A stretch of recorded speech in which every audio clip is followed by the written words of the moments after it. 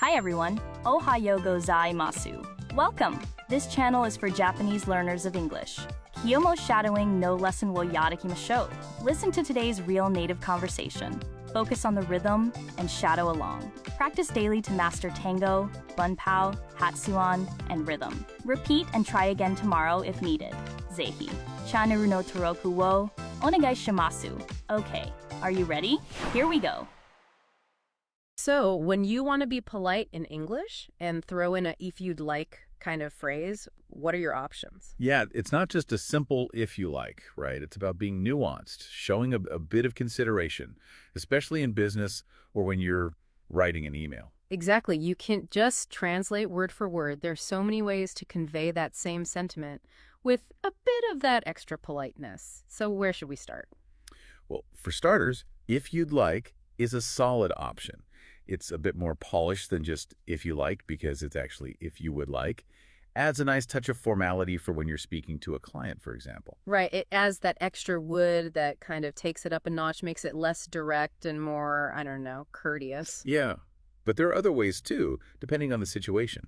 Like if you are trying to be subtle and not too pushy, then if you don't mind, could work. That's a good one. It softens the request, right? Like you're checking in, making sure they are comfortable with what you're suggesting. Absolutely. And if it's okay with you, does something similar. It puts the decision in their hands and is not too assertive. Yeah, is that idea of putting their feelings first. So what if you're trying to be even more formal, like in a really high-stakes business email? That's when I'd be grateful if NIF comes in, or even if it's not too much trouble. These are the phrases for really showing deference, right? Yeah, phrases like, I'd be grateful if you could send me an email are just loaded with politeness. Really take it to a more formal level.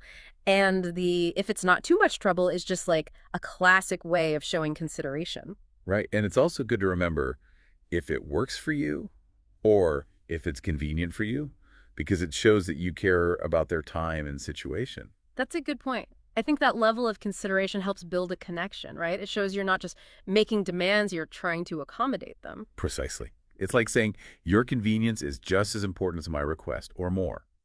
It's not all about you. It is a give and take. So it's clear there's a whole spectrum of ways to say if you'd like in English.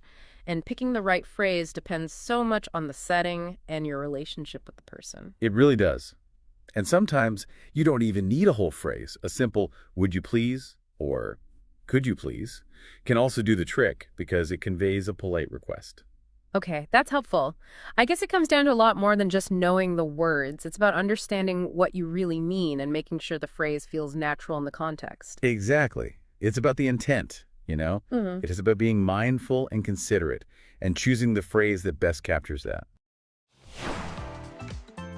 All right, we've finished today's lesson. How did you find it?